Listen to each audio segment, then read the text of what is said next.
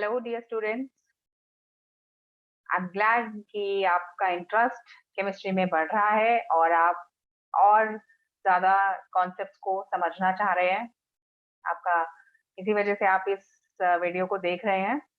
तो आज इस वीडियो में हम कुछ इंपॉर्टेंट टॉपिक्स को कवर करने वाले हैं, जैसे कि आपकी स्क्रीन पर है मॉलिक्यूलर मास, ठीक है, फॉर्मूला मास, मोलर मास, मोलैरिटी और मोलैलिटी, मास फ्रैक्शन, ये सब क्या होते हैं, मोल का कॉन्सेप्ट क्या होता है, ये सारे कॉन्सेप्ट आज के लेक्चर में हम लोग कंप्लीट करेंगे। तो अगर आपको वीडियो अच्छी लगे तो like and share it with your close friends, share it with your friends, right, and discuss also. मैं हमेशा यही रिकमेंड करती हूँ, मैंने हमेशा यही बोला आपको कि अपने फ्रेंड्स के साथ डिस्कस कीजिए, कॉन्सेप्ट्स को समझिए, आइडियाज निकालिए, डाउट्स निकालिए और डिस्कस कीजिए। कमेंट सेक्शन आपके लिए ही है। आप बताइए कहाँ आप अटक रहे हैं, कहाँ आपको नहीं समझ में आया है, आपको ज़्यादा क्लैरिटी की ज़रूरत है, और जिससे कि हम चीज़ों को और अच्छे से डिस्कस करेंगे। और अगर अभी तक आपने चैनल को सब्सक्राइब नहीं किया है तो सब्सक्राइब कर लीजिए चैनल को, जिससे कि नोटिफिकेशंस आपको टाइमली मिलती रहें, ठीक है, और कोई भी पार्ट आपसे मिस ना हो, क्योंकि ये सारे का सारा जो सीरीज है वो पार्ट्स में है, तो एक पार्ट अगर मिस होगा तो आपको आगे समझने में दिक्कत हो सकती है, ठीक है। तो सब्सक्राइब करना इसीलिए सही रहेगा आपके लिए, आपको टाइमली नोटिफिकेशन मिल जाएंगी, सीक्वेंस में आपको वीडियोस मिल जाएंगी सब्सक्राइब करने से, ठीक है। चलिए, तो शुरू करते हैं आज का पहला टॉपिक, जो कि है मॉलिक्यूलर मास। लास्ट क्लास में हमने पढ़ा था कि एटॉमिक मासेस क्या होते हैं। एटॉमिक, एटम का मास, मॉलिक्यूलर मास इज मॉलिक्यूल का मास। Molecular mass is the sum of atomic masses of the elements present in a molecule. तो molecule suppose अगर आप देखें, अगर आप ले H2,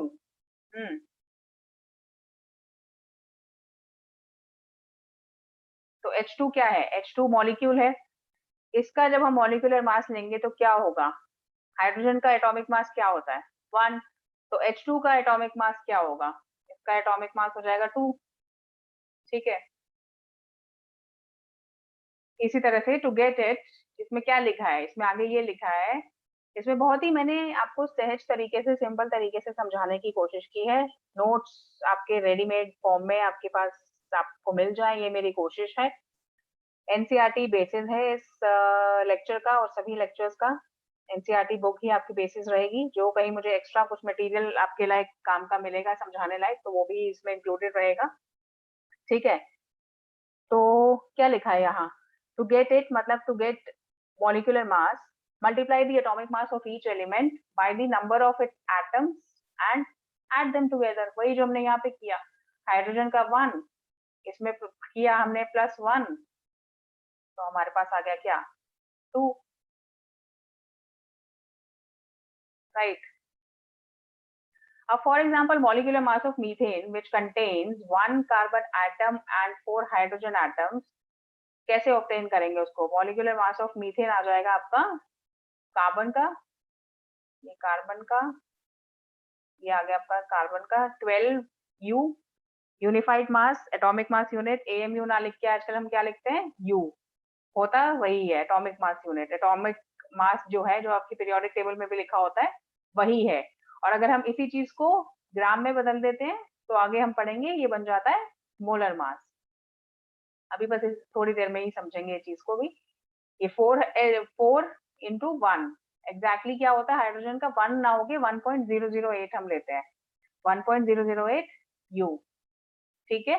तो ये क्या आ जाएगा? ये आ जाएगा ये आपका 16.043 you, molecular mass of methane. Simple है, कोई इसमें परेशानी नहीं है। अगर आपको इंडिविजुअल एटम का जो है आपको एटॉमिक मास पता है, तो आप आराम से मॉलिक्यूलर मास निकाल सकते हैं। कोई इसमें प्रॉब्लम की बात है ही नहीं।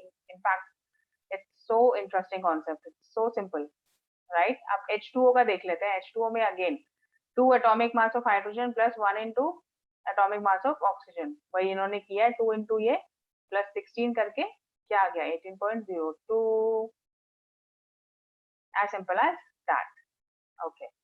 next comes your formula mass। formula mass क्या होता है? ध्यान से समझेंगे इसको। some substances such as sodium chloride do not contain discrete molecules as their constituent units. क्या मतलब हुआ? They do not contain discrete molecules as their constituent units. In such compounds, positive sodium ion and negative chloride ion entities are arranged in a three-dimensional structure as shown here. तो ये क्या हुआ? Packing of Na plus and Cl minus ions in sodium chloride. It may be noted that in sodium chloride, one Na plus ion is surrounded by 6 chlorine negative ion and vice versa. Right? तो formula mass क्या है? इसमें आपका NaCl का हम निकालेंगे. The formula such as NaCl is used to calculate the formula mass instead of molecular mass. As in the solid state, sodium chloride does not exist as a single entity. अब यहाँ पर ये जो NaCl है वो single entity के रूप में एग्जिस्ट नहीं कर रहा है. तो हम क्या करेंगे? इसका फॉर्मूला मास कैलकुलेट करेंगे. मॉलिक्यूलर मास कैलकुलेट नहीं कर पाएंगे. Atomic mass of sodium plus atomic mass of chlorine. Atomic mass of sodium plus atomic mass of chlorine. ये रहा एटॉमिक मास ऑफ सोडियम और ये रहा आपका एटॉमिक मास ऑफ क्लोरीन, जो कि मिलके बन गया 58.5 U. यहाँ पे बात आपको समझ में आई? इसमें सिंपल बात ये कह रहा है कि NaCl जो है, Na प्लस Cl नेगेटिव, एक Na पॉजिटिव आयन जो होता है वो 6Cl नेगेटिव आयन उसके साथ जुड़े हुए होते हैं रिवर्स. तो हम क्या करेंगे यहाँ पे? इस केस में मॉलिक्यूलर फॉर्मूला हम कैलकुलेट नहीं करेंगे. मॉलिक्यूलर फॉर्मूला मतलब NaCl6 हम कैलकुलेट नहीं करेंगे. जैसे वो एग्जिस्ट करता है, जो उसका फॉर्मूला है, एक Na एक Cl के साथ है, सॉलिड स्टेट में इस तरह से एग्जिस्ट करता है. राइट? सॉलिड स्टेट में ये इस तरह से इसकी पैकिंग होती है. यहाँ लिखा है ना पैकिंग ऑफ दिस. ये पैकिंग का अरेंजमेंट बता रहा है. तो हम यहाँ पे इसका मॉलिक्यूलर मास नहीं करेंगे. मॉलिक्यूल एक्चुअली अंदर इसका अरेंजमेंट काफी कॉम्प्लिकेटेड, काफी डिफरेंट होता है. तो एक Na पॉजिटिव के साथ 6Cl नेगेटिव होते हैं. तो वो ना लेके NaCl जो इसका सिंपल फॉर्मूला है, फॉर्मूला का हम मास, एटॉमिक मास हम कैलकुलेट करते हैं. क्योंकि हमें पता है एक Na पॉजिटिव लेता है, एक Na पॉजिटिव लेता है एक Cl नेगेटिव आयन को अपने साथ. ठीक है? अरेंजमेंट उसका चाहे जो भी हो, वो हमें अभी इसमें हम नहीं लेते हैं जब हम फॉर्मूला मास कैलकुलेट करते हैं. राइट? तो फॉर्मूला मास तभी यूज होता है जबकि पैकिंग या जो कॉन्फ़िगरेशन होती है वो काफी कॉम्प्लिकेटेड होती है या वो एक डिफरेंट होती है फॉर्मूला मास से. ठीक है? नेक्स्ट चलते हैं. अब एक चीज यहाँ पे मैं पूछना चाहूंगी आप लोगों से, कमेंट में मुझे बताइए कि बिफोर वी मूव, यहाँ एक second, before we move to the next topic, calculate the formula mass of glucose. अब ग्लूकोज का फॉर्मूला मास आप कैलकुलेट करके कमेंट सेक्शन में बताइए कि क्या होता है. जैसे हमने अभी फॉर्मूला मास कैलकुलेट किया सोडियम क्लोराइड का, जो कि कॉमन सॉल्ट होता है, टेबल सॉल्ट होता है, आप लोगों के घर में आप रोज खाते हैं. ठीक है? उसका हमने देखा. ग्लूकोज भी हम खाते हैं, तो उसका फॉर्मूला मास आप कैलकुलेट करके बताएंगे मुझे कमेंट में. Next, mole concept and molar masses. ठीक है? अब होता क्या है कि बहुत सारी क्वांटिटीज, ये आपको सबको पता होगा, इसमें कोई बताने वाली चीज इसमें नहीं होगी. जैसे डजन्स है, डजन्स में 12 होता है, स्कोर में 20 होता है, ग्रॉस में 144 होता है. ठीक है? तो ये तो बात हो गई बड़ी वाली सब्सटेंसेस की, जो कि हम फिंगर्स पे काउंट कर सकते हैं, जो कि हमें दिख रही हैं एटलीस्ट. राइट? जो हमें दिख रही हैं, जो हम देख पा रहे हैं, अपने नेकेड आईज से देख पा रहे हैं, उनको हम क्वांटिटीज में इस तरह से देख लेते हैं. तो केमिस्ट्री में क्या होता है? क्वांटिटेटिव डेटा होता है ज्यादा, क्वालिटेटिव डेटा होता है कम. तो क्वांटिटेटिव डेटा जो होता है, और हमारे पास एंटिटीज कौन सी होती हैं मेजर करने के लिए, वो होती है बहुत ही छोटी, बहुत ही छोटी, जो कि हम नेकेड आई से नहीं देख सकते. एटम्स. राइट? एटम्स, मॉलिक्यूल्स, ये सब चीजें होती है. पार्टिकल्स, आयंस हो गए आपके, इलेक्ट्रॉन्स हो गए, प्रोटॉन्स हो गए, न्यूट्रॉन्स हो गए. तो ये आप नेकेड आई से नहीं देख सकते, और नेकेड आई से आप नहीं देख सकते, इसलिए आप, और उसका जो अमाउंट होता है वो बहुत ही ज्यादा होता है, बहुत ही ज्यादा होता है, जिसको हम फिंगर्स पे तो काउंट कर ही नहीं सकते. तो उसके लिए हमारे पास क्या होता है? उसके लिए हमारे पास साइंटिस्ट ने एक यूनिट निकाला, दैट इज कॉल्ड मोल. ठीक है। मोल, इसको एवोगैड्रो कांस्टेंट भी कहते हैं क्योंकि ये जो साइंटिस्ट थे जिन्होंने इसको बताया था, जिन्होंने ये क्वांटिटी इजाद की थी, उन्होंने फाइंड आउट की थी, उन्होंने इन्वेंट की थी, वो उनका नाम था अमेदियो एवोगैड्रो। तो एवोगैड्रो कांस्टेंट होता है 6.022 इंटू 10⁻23। ये शायद आपने 9th 10th की क्लासेस में भी पढ़ा होगा। ठीक है, तो यहाँ इसका आप एक्चुअल यूज करना सीखेंगे। बहुत ही इंटरेस्टिंग और इम्पोर्टेंट कॉन्सेप्ट है ये, आपका पूरी बुक में काम आएगा, पूरे ईयर आपका काम आएगा, और आगे आप जब कॉम्पिटेटिव एग्जाम देंगे उसमें भी बहुत, अगर आपने यहाँ ये कॉन्सेप्ट मिस किया तो आपको आगे चल के बहुत दिक्कत हो सकती है। ठीक है, तो इसको आगे समझ लेते हैं क्या होता है। मोल इज, इसका क्या लिखा है आगे, this number is the fixed numerical value of the Avogadro constant Na when expressed in the unit per mole and it's called the Avogadro number। ठीक है, इन सॉरी इन SI सिस्टम मोल और सिंबल इसका होता है MOL। क्वांटिटी का जो नाम होता है वो MOL ही होता है। ठीक है, उसका सिंबल क्या होता है, यूनिट में जब हम उसको लिखते हैं एज यूनिट, जब हम उसे यूज करते हैं तो ई हटा देते हैं, MOL यूज करते हैं। ठीक है, तो इन SI सिस्टम MOL जो कि 7th क्वांटिटी थी, जो SI सिस्टम में आपको, आपने टेबल अगर आपको याद है उसको रेफर कीजिए।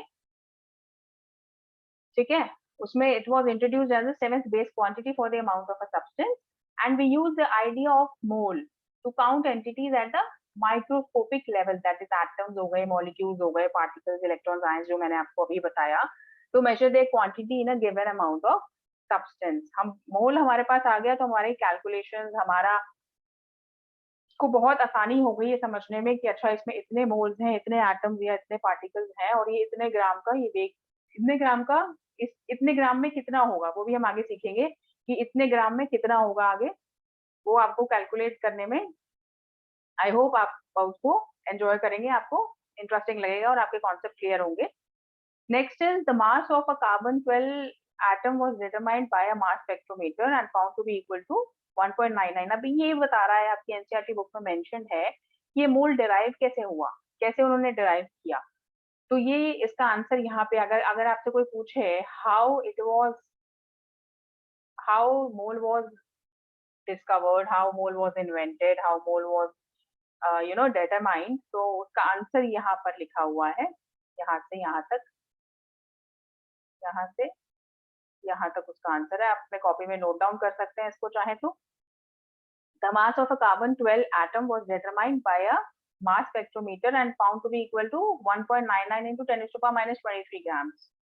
ठीक है, knowing that 1 mole of carbon weighs 12 grams, the number of atoms in it is equal to, ये कैलकुलेशन नीचे दी हुई है। ठीक है, ये जो कैलकुलेशन जो है ये इसी की कैलकुलेशन है, right.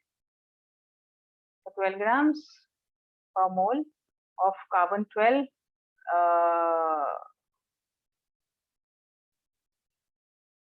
divided by 1.99 into 10 to the power 23 grams of carbon 12 atom will give you 6.022 into 10 to the power 23 atoms per mole। Simple है, इसमें कोई दिक्कत नहीं है। पढ़ते हैं आगे, इसमें कुछ नहीं किया है, 12 ग्राम को 1.99 से डिवाइड कर दिया गया है क्योंकि वो मास उसका एक एटम का, it was the mass of a carbon 12 atom was determined by a mass spectrometer and found to be equal to this। तो हमें पता है knowing that 1 mole of carbon weighs 12 ग्राम, तो हमने 12 ग्राम से उसको मास को डिवाइड कर दिया, तो हमारे पास इतना नंबर ऑफ एटम्स आ गए, इतना नंबर ऑफ एटम्स आ गए पर मोल। तो ये एक स्टैंडर्ड हमने फिक्स कर लिया कि हर, अगर आप कहते हैं कि 1 मोल एटम्स है या 1 मोल पार्टिकल्स हैं, इसका मतलब ये नंबर के एटम, ये नंबर के मॉलिक्यूल्स, ये नंबर के इलेक्ट्रॉन्स उस पर्टिकुलर चीज में है। ठीक है, next, now 1 mole of an entity is, ये यहाँ पे लिख के मैंने इसीलिए दिखाया है ताकि आपको ये अंदाजा रहे कि कितनी बड़ी फिगर है, राइट। ये दिस इज 6022136 के बाद कितने सारे जीरोस आए हैं, काउंट करके बताइए कमेंट सेक्शन में। 16 जीरोस हैं, ठीक है। नाउ अब बढ़ते हैं नेक्स्ट कॉन्सेप्ट की तरफ। आई होप मोल का जो कॉन्सेप्ट है वो सबको क्लियर हुआ है, ठीक है। बार बार मैं आपको याद दिलाती हूँ, कमेंट सेक्शन आपके पास है, अगर आपको कोई भी डाउट है आप बताइए कमेंट सेक्शन में, सो दैट हम उसको साथ में डिस्कस करें। नेक्स्ट आता है आपका मोलर मास, ठीक है। Molar mass is very simple concept. Molar mass is numerically equal to atomic mass. जो आपका एटॉमिक मास होता है वही आपका मॉलिक्यूलर मास, सॉरी वही आपका मोलर मास होता है, ठीक है। और उसका यूनिट बदल जाता है बस। जो भी एटॉमिक मास आपका है उसका यूनिट अगर आप ग्राम पर मोल कर देते हैं, ठीक है, इतना ग्राम्स पर मोल, तो वो क्या बन जाता है, वो बन जाता है मोलर मास। तो इसका डेफिनेशन क्या रहेगी,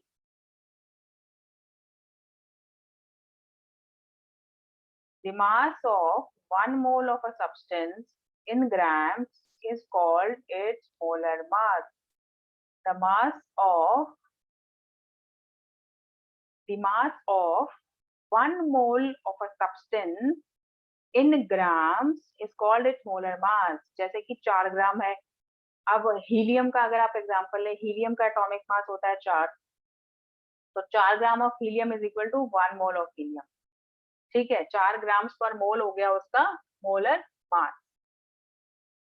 अब देखते हैं नेक्स्ट, ये फॉर्मूला है, mole into molar mass is equal to mass of substance. ये फॉर्मूले आपके बहुत काम आने वाले हैं, आपके एनसीईआरटी का ये जो आपका सीबीएसई का एग्जामिनेशन होगा उसमें, या चाहे आप कोई भी सीबीएसई नहीं दे रहे हैं, आप किसी और से किसी और बोर्ड के स्टूडेंट हैं, तब भी ये सारे कॉन्सेप्ट्स बहुत इंपॉर्टेंट रहने वाले हैं आपके लिए। आप आगे प्लान कर रहे हैं, आपको मेडिकल के एग्जाम देने हैं, इंजीनियरिंग के एग्जाम्स देने हैं, कॉम्पिटिटिव एग्जाम्स में बैठना है आपको, तो उन सब में ये बहुत हैंडी रहते हैं ये कॉन्सेप्ट्स। ये बेस, कोई भी कॉम्पिटिटिव एग्जाम में बिना एनसीईआरटी पढ़े, बिना एनसीईआरटी के कॉन्सेप्ट समझे आप नहीं जा सकते कॉम्पिटिटिव एग्जाम में, आप सोच नहीं सकते हो, ठीक है। ये बेसिस है, आपका फाउंडेशन बिल्ड हो रही है, तो जितनी बिल्डिंग की फाउंडेशन स्ट्रांग होती है, बिल्डिंग उतनी ही स्ट्रांग होती है, ये याद रखना हमेशा, ठीक है। तो अभी जो फाउंडेशन हम लोग बना रहे हैं उसको आप ध्यान से, आराम से, कूल माइंड से समझते हुए चलिए, ठीक है। और इनको याद रखिए, इनको नोट डाउन करिए अपनी नोटबुक में और इनको याद रखिए। तो पहला जो हमारे पास फॉर्मूला है वो है mole into molar mass. Molar mass पढ़ा है तो उससे रिलेटेड है। Mole into molar mass is equal to mass of substance. जितना भी उसका मोल है, 2 मोल्स है, 3 मोल्स है, 4 मोल्स है, इनटू ग्राम्स पर मोल, क्योंकि मोल और मोलर मास का यूनिट भी क्या होता है, मोलर मास का यूनिट क्या होता है, अभी बताया मैंने just, it's nothing but grams पर मोल,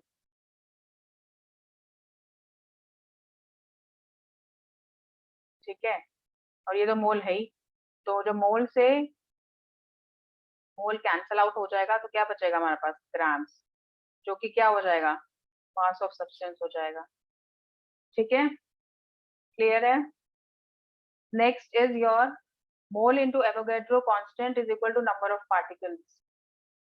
एवोगैड्रो कांस्टेंट आपको पता है क्या होता है, 1 मोल में जितने, 1 mole of anything, 1 mole of any substance, 1 mole of any entity, particles, molecules, जो भी हो, 1 मोल को अगर आप नंबर ऑफ मोल से मल्टीप्लाई कर देंगे तो आपके पास क्या आ जाएगा, ये जो है ये मल्टीप्लाई है, ठीक है। This is simple as this, multiplication का साइन है ये।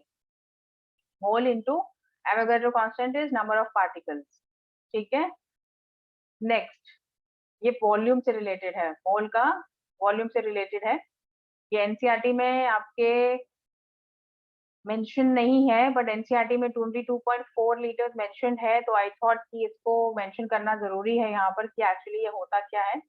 अब वॉल्यूम्स के टर्म्स में मोल इंटू 22.4 लीटर्स आ जाएगा, volume at NTP in litres, ठीक है। Volume at NTP, NTP is आगे लिखा है 0 degree Celsius and 1 atmospheric pressure, ठीक है। NTP is this normal temperature pressure, 0 degree Celsius and 1 atmospheric pressure. तो अगर आप मोल को 22.4 लीटर से मल्टीप्लाई करेंगे तो आपके पास क्या आएगा, वॉल्यूम आ जाएगा एट एनटीपी इन लीटर,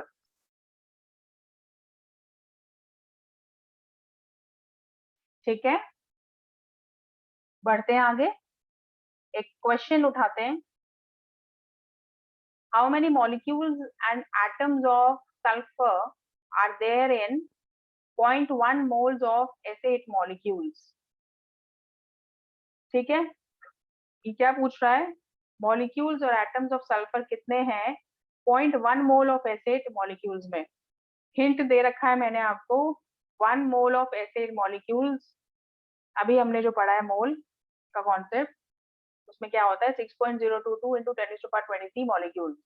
अब नेक्स्ट क्या होगा, वीडियो पॉज कीजिए और खुद डिराइव करने की कोशिश कीजिए, बहुत इजी है, बहुत ही बेसिक है, आप आराम से कर पाएंगे अगर आप थोड़ा सा पेशेंस रखेंगे, थोड़ा सा अपना माइंड अपना ब्रेन अप्लाई करेंगे तो आपको इजीली आंसर मिल जाएगा। कोशिश कीजिए, मैं तो बताने ही वाली हूँ अभी वैसे भी। आप पॉज कीजिए वीडियो को और करके देखिए एक बार।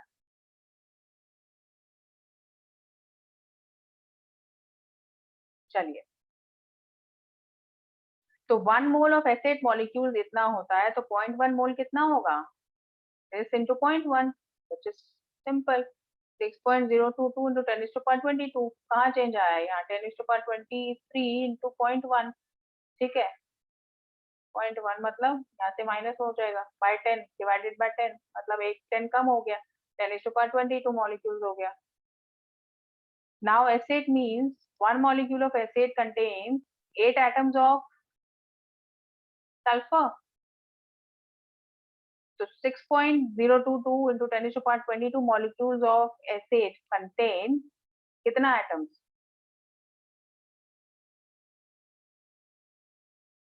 This into this. Avogadro constant into 8, which is this. This is your answer.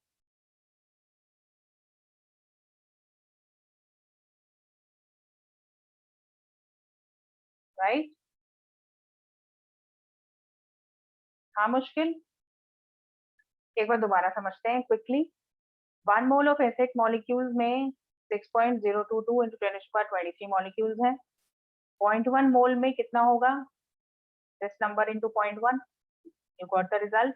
Now S8 means got the result as 6.022 into 10⁻22 molecules, right? Now S8 means that one molecule of S8 contains 8 atoms of sulfur, right? अब हमारे पास molecules आ गए ना, how many molecules of atoms ही तो पूछा है, molecules हमने उसको बता दिया कि भाई इतने मॉलिक्यूल्स हैं, अब एटम्स की बारी है।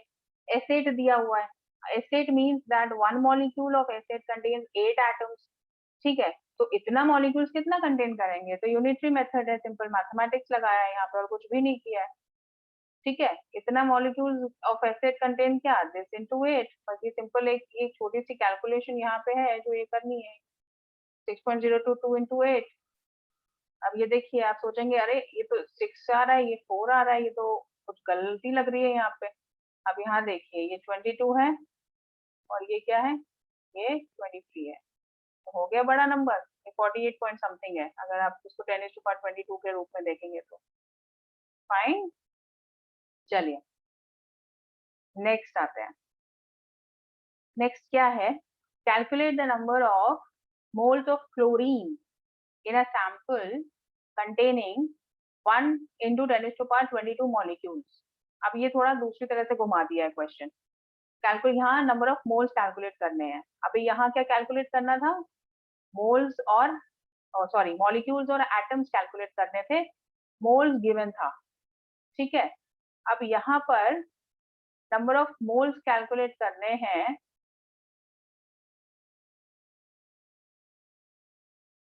नंबर ऑफ मोल्स कैलकुलेट करने हैं और हमें दिया क्या है, नंबर ऑफ मॉलिक्यूल्स दिया है, राइट। तो अब हमें क्या, हम उल्टा शुरू करेंगे, यहाँ से एवोगैड्रो कांस्टेंट से शुरू करेंगे। 6.022 into 10 to the power 23 molecules of chlorine is equal to 1 mole, right? This is equal to 1 mole. तो जितना मॉलिक्यूल दिया है वो कितना इक्वल हो जाएगा, 1 divided by this Avogadro constant into 10 to the power 22, जो कि ये आ जाएगा आपका, सिंपल, राइट? तो ऐसे बेसिक क्वेश्चन से हम स्टार्ट कर रहे हैं।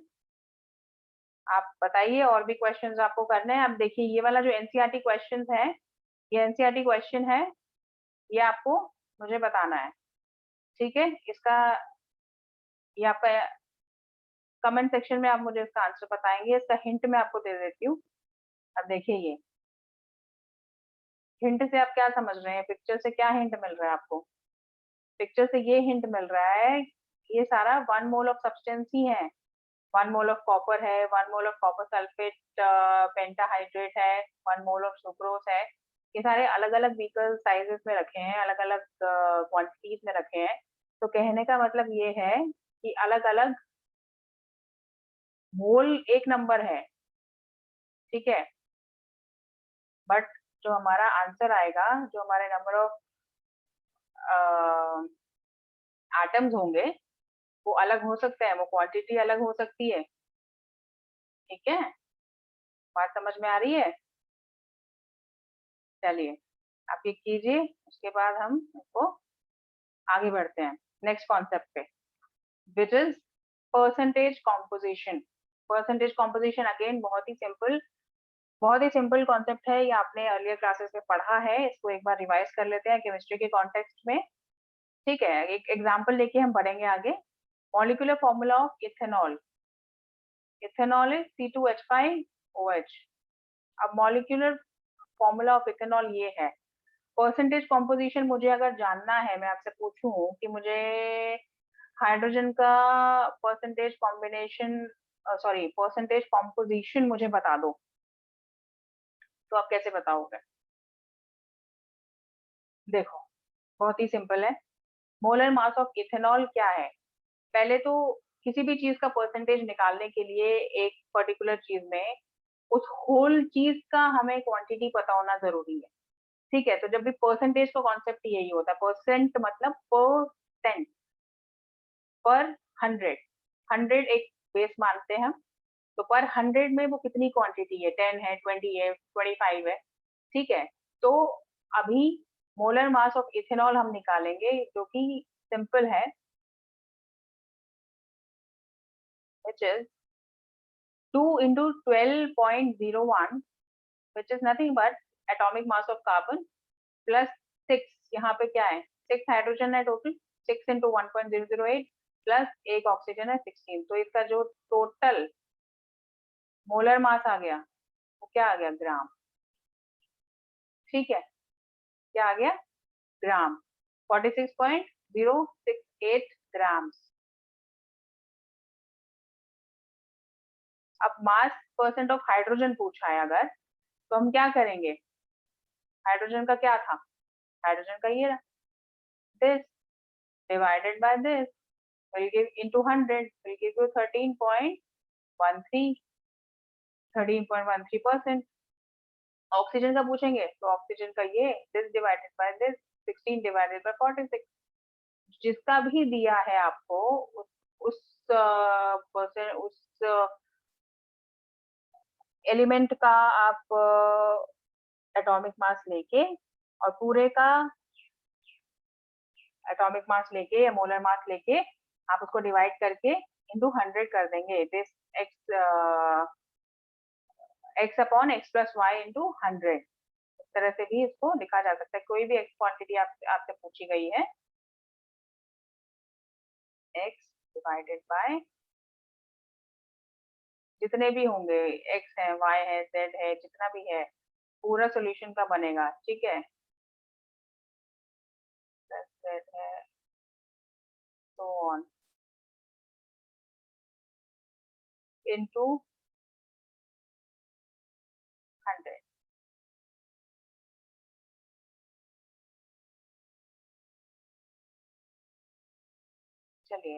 ठीक है, ये परसेंटेज कॉम्पोजिशन हो गया आपका सिंपल सा कॉन्सेप्ट। ये क्या है, एटॉमिक मास इन AMU और U। नेक्स्ट आ जाइए अब। ठीक है, इसको हम नेक्स्ट लेक्चर में करते हैं, इसको हम करेंगे नेक्स्ट लेक्चर में, empirical formula and empirical formula for molecular formula, इसको हम करेंगे नेक्स्ट क्लास में। आज की क्लास करते हैं यहीं पर वाइंड अप।